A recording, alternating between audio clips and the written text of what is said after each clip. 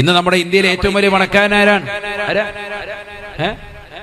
അംബാനി. അംബാനി എല്ലാവർക്കും അറിയാം. ഇപ്പൊ കല്യാണം നടന്നോളൂ എല്ലാവരും പഠിച്ചു. അള്ളാഹു നമ്മളെ സാലിഹീങ്ങളെ ചേർക്കട്ടെ. പലരും ആ കല്യാണം കണ്ടിട്ട് പലരും പറയാണ് ഏറ്റവും വലിയ ദൂർത്ത് നടത്തി.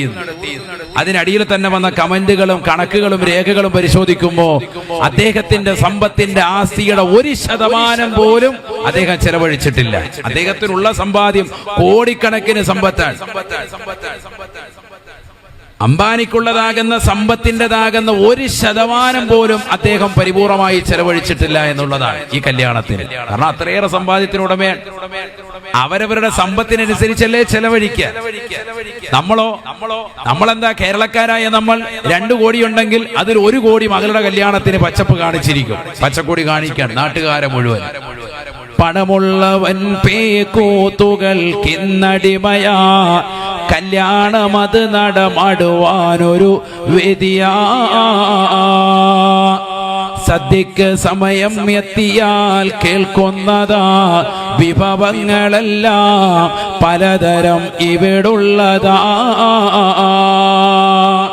ബിരിയാണി വേണ്ടവർ പോകണേ തെക്കോട്ട്, നെയ്ച്ചോറിനാഗ്രഹമുള്ളവർ വടക്കോട്ട്.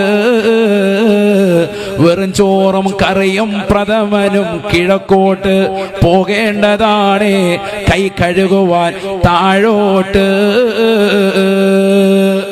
ആർക്കെവിടെയും നോക്കാം, കടക്കാം, രസിക്കാം, സ്ത്രീകൾക്ക് സ്വർഗം തന്നെയായി കണക്കാക്കാം. 25 വർഷം മുമ്പ് വഫാത്തായ വ്യക്തിയാണ് മർഹൂം ശൈഖുന തഴവ ഉസ്താദ്. എന്റെ വല്യപ്പൂടിയാണ്, അല്ലാഹു കൊടുത്ത ദറജ ഉയർത്തട്ടെ.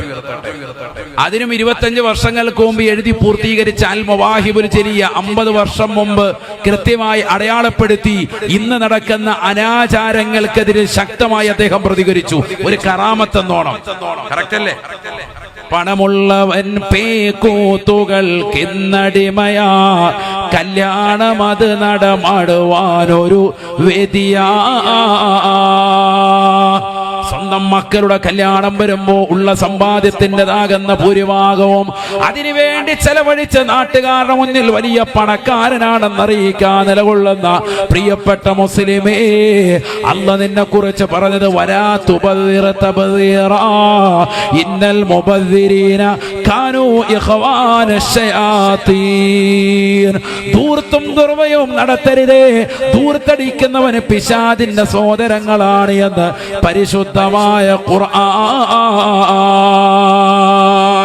ഇന്ന് ആനന്ദിന്റെ കല്യാണം കണ്ടുകൊണ്ട് ഇത്രയേറെ സമ്പത്തല്ലേ ചെലവഴിച്ചത്? കോടിക്കണക്കിന് രൂപയുടെ സമ്പാദ്യമല്ലേ പൊടിപൊടിച്ചത്? എത്രയെത്ര വലിയതാകുന്ന ഗായികരെ, കനേഡിയൻ ഗായികരെ കൊണ്ടുവന്ന്, ജസ്റ്റിൻ ബീബറെ കൊണ്ടുവന്ന് 84 കോടി രൂപ മുടക്കിയിട്ട് കല്യാണത്തിന് 1 മണിക്കൂർ പാട്ട് പാടാൻ തന്നെ കൊടുത്തില്ലേ? എന്തിനാണ് ഇത്രയേറെ ആഭരണം, ഇത്രയേറെ ആനന്ദം, ഇത്രയേറെ ആർഭാടം? ഇതൊക്കെ വലിയ ധൂർത്തല്ലേ എന്ന് പറഞ്ഞുകൊണ്ട് കമന്റിടുന്ന പ്രിയപ്പെട്ട മുസ്ലിമേ, നീ നിന്റെ സമ്പത്തിന്റെ അളവനുസരിച്ചിട്ടുള്ള ചെലവാണോ നിന്റെ മക്കളുടെ കല്യാണത്തിന് നടത്തുന്നോർക്കണേ. ആനയും അമ്പാരിയുമായിട്ട് ചെണ്ടമേളങ്ങളുമായിട്ട് മുസ്ലിമീങ്ങൾ നടത്തുന്ന എത്രയെത്ര കല്യാണങ്ങളാണ്. JCBയുടെ പുറത്തു കൊണ്ടുവന്ന ചെറുപ്പക്കാരനെ, വധുവിനെയും വരനെയും നിരത്തിക്കൊണ്ടുള്ള കല്യാണങ്ങൾ ഇന്ന് സമൂഹത്തിൽ നടക്കുന്നില്ലേ? പരിശുദ്ധമായ ദീനിനെ നടക്കുന്നതാണോ? നിന്റെ സമ്പത്തിന്റെ വരവനുസരിച്ചിട്ടാണോ നീ ചെലവഴിക്കുന്നത്? അല്ലാഹുവിന്റെ റസൂല് പറയുകയാണ്, മനിഖ്തസദ അഗ്നാഹുല്ലാഹ് വമൻ ബദറ അഫ്ഖറഹുല്ലാഹ്. വരവിനനുസരിച്ചുകൊണ്ട് ചെലവഴിക്കുന്നവൻ അല്ലാഹു അനിയാക്കും, അല്ലാഹുവിനെ പണക്കാരനാക്കും. അതല്ല ധൂർത്തടിക്കുന്ന ആളുകളുണ്ടോ? പടച്ചബ്ദമായ ഖുർആനിന്റെ വാക്ക് കേൾക്കാതെ, പ്രവാചകന്റെ വചനങ്ങളെ കാറ്റിൽ പറത്തിക്കൊണ്ട് പണത്തിന്റെ പളപളപ്പിൽ വിരാജിക്കുന്നതായ പ്രിയപ്പെട്ട മുസ്ലിമേ, മുസ്ലിമത്തെ, സ്വന്തം മക്കളുടെ കല്യാണത്തിന് ഗാനമേള ട്രൂപ്പുകാരെ കൊണ്ടുവന്ന് ദിവസങ്ങളോളം പാട്ട് പാടിച്ച് ലക്ഷക്കണക്കിന് രൂപ കോടിക്കണക്കിന് രൂപ അതിനു വേണ്ടി ചെലവഴിച്ച് വരവിനേക്കാൾ കൂടുതൽ ബാങ്കിൽ നിന്ന് ലോൺ എടുത്തുകൊണ്ട് മകളുടെ കല്യാണത്തിന് വേണ്ടി ആർഭാടവും പൊങ്ങച്ചവും കാണിക്കുന്ന പ്രിയപ്പെട്ട മുസ്ലിമേ, അല്ലാഹുവിന്റെ റസൂല് പറയുകയാണ് അവൻ ഏറ്റവും വലിയ ദരിദ്രനായ പടുകുഴിയിലേക്ക് അല്ലാഹു മാറ്റുമേ എന്ന് ഹബീബ് മുഹമ്മദ് മുസ്തഫ.